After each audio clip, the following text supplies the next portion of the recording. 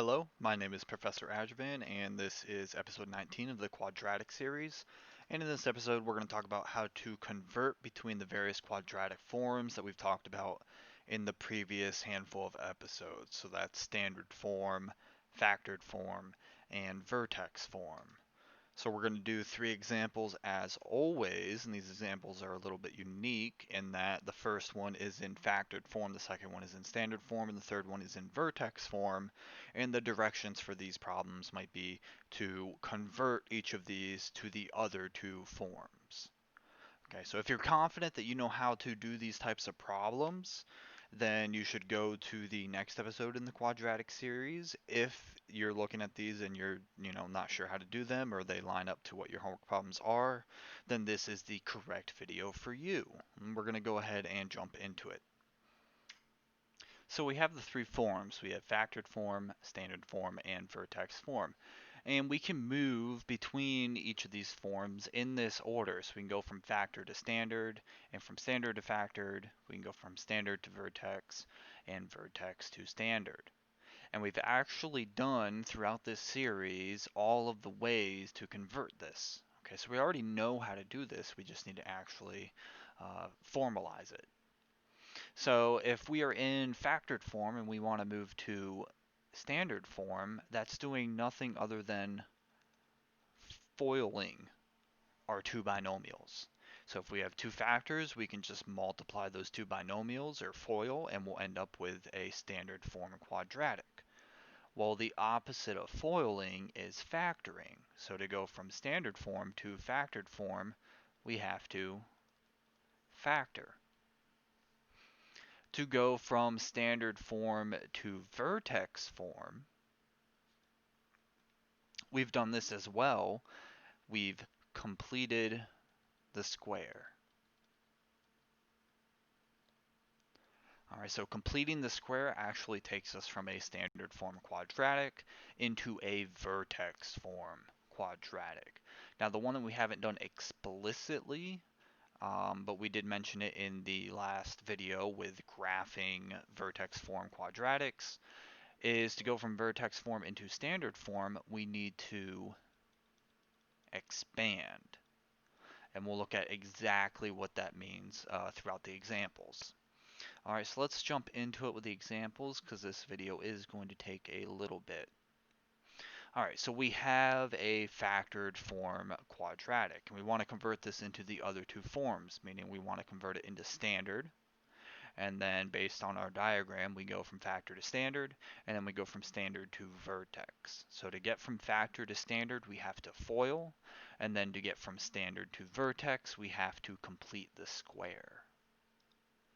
Alright, so the first thing we have to do is FOIL. So I need to take my first, my outside, my inside, and then my last. And you can do this in any of the methods that we've talked about, specifically the foiling method. You can use the box method for multiplying polynomials, or you can use the stacking method for multiplying polynomials, all of which were previously covered in this series. So using the foiling method, we're going to take the first times the first of each binomial, and we're going to multiply them. So 3x times 2x gives us 6x squared. And then if we take the outside terms, 3x and 4, multiply those, we get 12x. The inside, negative 1 times 2x, negative 2x. And then the last terms, negative 1 and 4, negative 4. From here, we just need to combine like terms. So 12x and negative 2x combine to make positive 10x. And we now have a quadratic in standard form. So now that we have something in standard form, we need to convert it into vertex form. And to convert something into vertex form, we need to complete the square. So to complete the square, we did a video on it, and there was a list of steps to it. So the first thing that we need to do is move our c term, the constant term, across the equals. So I'm going to move this negative 4 across the equals by adding it. So we still have this f of x, and it's being added to 4. And then the next step was to divide by a. because we need this to be an x squared with no number in front of it for completing the square to work. So we're going to divide everything by 6. And I'm going to leave this side, this f of x plus 4 divided by 6. It looks ugly, and we're just going to leave it ugly looking.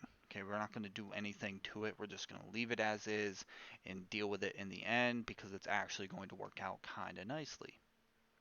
All right, so when we do this, we end up with x squared plus 10 over 6, which we could reduce to 5/3 x. Now is when we need to find that magic number where we take the b term, the number in front of x, 5/3, and we divide it by 2. Now taking a fraction and dividing it by 2 is the same thing as taking the fraction, we'll do some side work, 5/3, and multiplying by 1/2. So we end up with this magic number of 5/6. If we take this and we square it, meaning we get 25 over 36, that's the number that's being added to both sides of this equation. All right, so the left side is going to end up looking even uglier than it did before, and that's totally fine.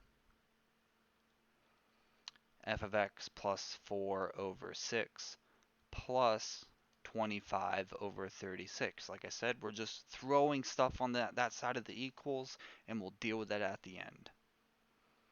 All right, and this right side is x squared plus 5/3 x plus 25 over 36.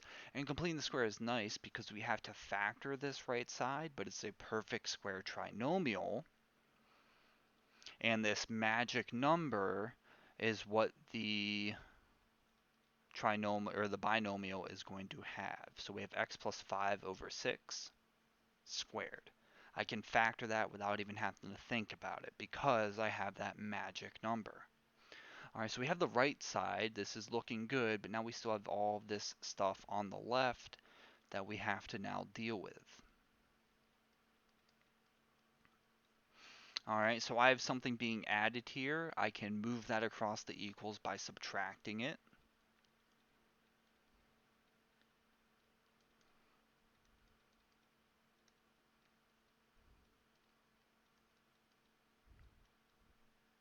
I have something being divided on this side, so I can multiply everything on the other side by that. So let me do this in another color so we can actually see what's going on.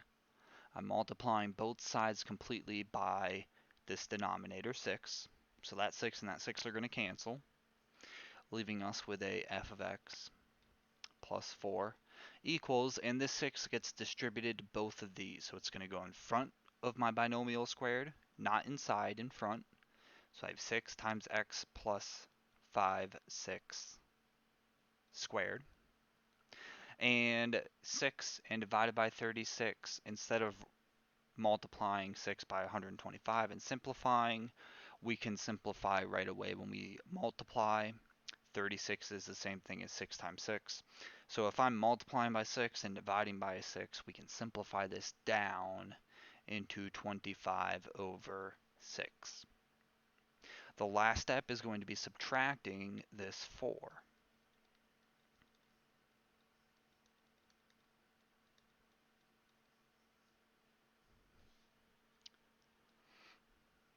So subtracting the 4 is only going to affect the 25 over 6. So let's do some side work to figure out what that's going to be. 25 over 6, negative 25 over 6, and we're subtracting 4. And 4 is the same thing as 24 over 6. So negative 25 over 6 minus 24 over 6 is going to give us negative 49 over 6. All right, so we took a factored form quadratic and we FOILed it to get a standard form quadratic, and then we did what is easily the most work, completing the square to get a vertex form quadratic.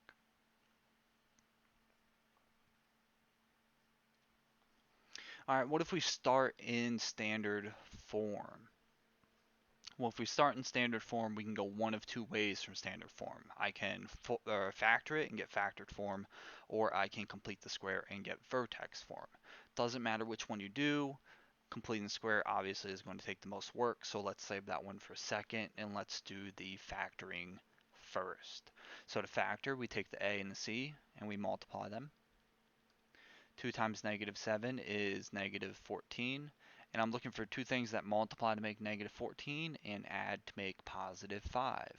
So that's going to be positive 7 and negative 2. And we can rewrite this quadratic, but instead of this 5x, we're going to use the two numbers that we came up with. So 7x, negative 2x. And then we're going to do our little trick with factoring by grouping, where we look at the two left terms and see what they have in common. Well, they have an x, and I'm left with a 2x plus 7.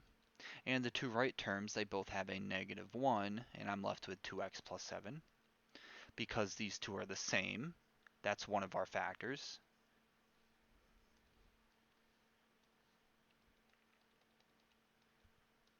And then the two things that we took out, x and negative 1, is my other factor. Alright, so we factor to get into factored form. Standard form, factored, factored form. Alright, now going from standard form, we can complete the square again.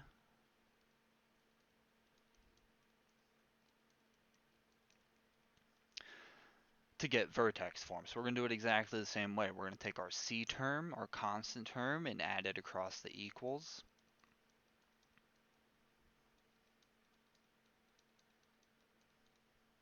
And then I'm going to take the number in front of x squared, and I'm going to divide it across the equals.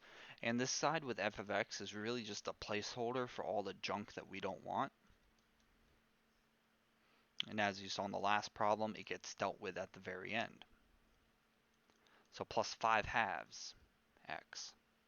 Now 5 halves divided by 2 to get our magic number.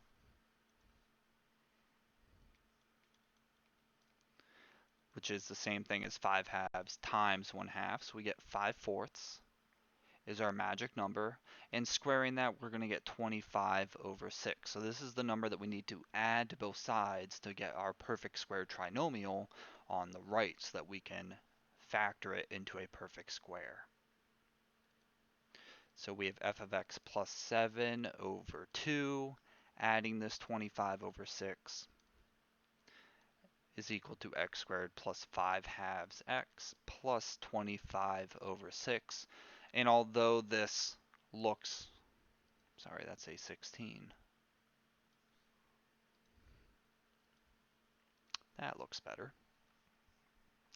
And although this looks terrible to factor because we have this magic number, 5 fourths, we can factor this very easily because we know it's going to be x plus that magic number, 5 fourths, squared.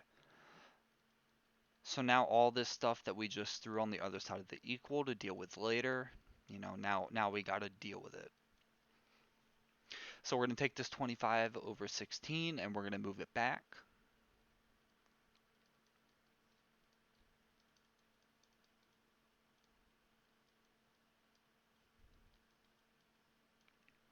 And then we can multiply both sides by 2 to get rid of this fraction.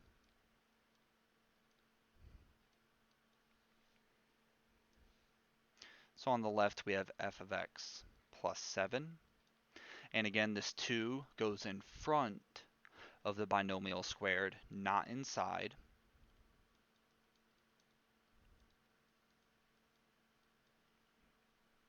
And if I multiply something by 2 and I'm dividing by 16, we can simplify that a little bit and write 25 over 8. So now I just need to move this 7 over.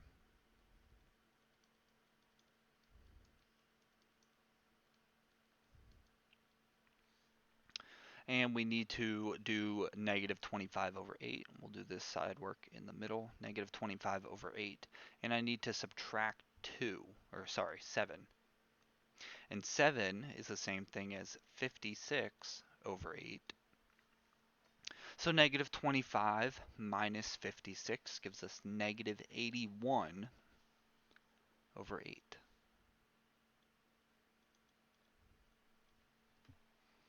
All right, so we took our standard form quadratic and we factored it to get a factored form quadratic. And then we took the standard form again and we did a lot of work in completing the square to get a vertex form quadratic. What if we start in vertex form and I want to go to standard form? This is where we need to do that expanding. And expanding this is nothing more than multiplying this out, whether you want to use the special case multiplication that we did in, I don't even remember now, many episodes ago, the box method, stacking method, foiling method, however you want to multiply that out, and then putting in the negative 16 with the constant term. So let's do that. Let's take this x plus 2 and multiply it with the x plus 2. And then we're going to minus 16. So I need to take first, and then outside, and then inside, and then last. So x times x gives me x squared. 2 times x gives me 2x. X times 2 gives me 2x. And 2 times 2 gives me 4. And then I have this negative 16 that we also need to deal with when combining like terms. So combining like terms, we have x squared. I have 2x and 2x, which gives me 4x. And then I have a positive 4 and a negative 16. 4 minus 16, negative 12. Alright, so just like that, a quick expansion or multiplication or foiling of this binomial squared, and then combining like terms with the constant term in vertex form gives us standard form. Now we just need to factor to get factored form. So we're going to take our c term, because a is just 1, negative 12, and I'm looking for two things that multiply to make negative 12 and add to make 4. Well, that's pretty simple, 6 and negative 2. So I can take this and I can rewrite my quadratic, but instead of using 4x, we're going to use the 6 and the 2 that we found. So plus 6x minus 2x. And now we can do that little trick with factoring by grouping, where I look at the left two terms. What do they have in common? Well, they have an x, and I'm left with x plus 6. The right two terms, what do they have in common? Well, they have negative 2 in common, and I'm left with x plus 6. Because these x plus 6's are the same, that is one of my factors. And the x and the negative 2 that I've taken out, that is my other factor. Alright, so just like that, we have gone from vertex form, expanding to get standard form, and then factoring to get factored form. I did that in the same color, but that's okay. Alright, so going from standard form to vertex form is by far the most work with completing the square, but you can convert between factored form, standard form, and vertex form, and each way in between. Okay, there's a way to do it. So this is really the diagram that'll tell you how to do each way. Very useful. If you have any questions regarding anything in this video, feel free to comment it down below and I'll do my best to answer. If there is a topic that you would like to see me cover, go ahead and comment that down below as well. If this video helped you, consider giving it a like and consider subscribing for more math lessons. Thanks, and we'll see you in the next one.